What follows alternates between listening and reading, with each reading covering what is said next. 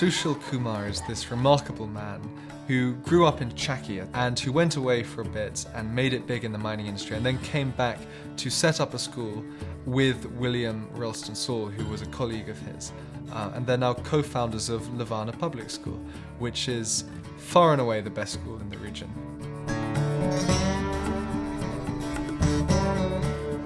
I don't think there's anyone quite like Sushil, to be honest. He's full of energy, full of ideas, and he sort of somehow makes it all work. He wants his students to go on to university and go on and do the same kind of thing that he's done, basically. The reaction of the children towards me was I guess like to how they might be if they received a new toy. So I came and there was a surge of interest in who I was and the fact that I looked different. Hey dude, how are you, dude? How are you? They have quite a lot of teachers who are sort of fluent in English, but it's a very kind of Indian English. It's not a sort of comprehensive understanding of the language.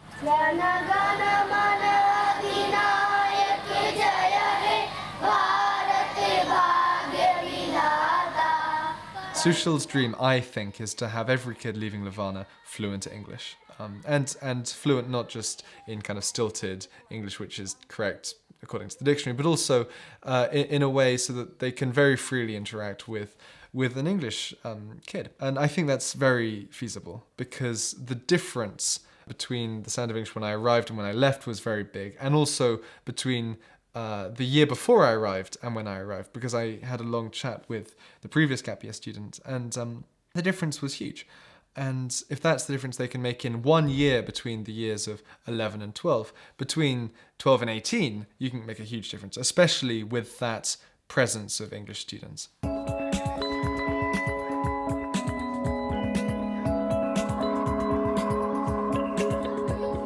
The idea is that you teach them stuff which they'll be interested in and which they'll engage in, and you teach them in English and the English will just rub off and they'll learn it conversationally and they'll learn idioms. You know, I did lessons on the Tudors, I did geography lessons, I had them creating their own country, you know, it just didn't matter. We did lots of math puzzles, which was a lot of fun, like kind of magic squares. We did magic tricks, that kind of thing. I even taught them that.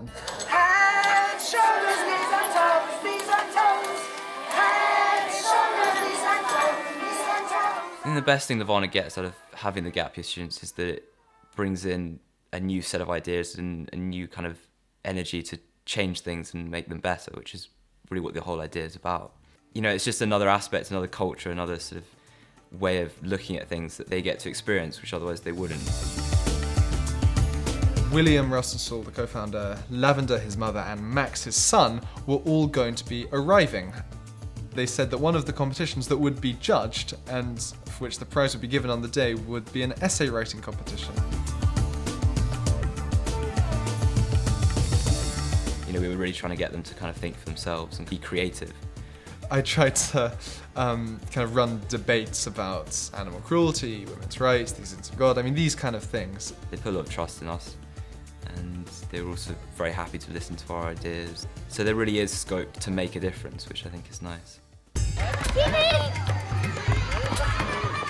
I really think that the benefit which gap year students bring to Levana is invaluable, actually. And not just academically, but also in the sense that it broadens the horizons of these kids, most of whom who have never left their immediate village, have certainly never gone to Delhi, much less traveled to Europe. It's an eye-opener. It gives the sense that there's an entire world out there, and also brings the idea that these kids, if they really want to, can do the same kind of thing, can go to university and then go to Europe in the same way as Sushil himself has done.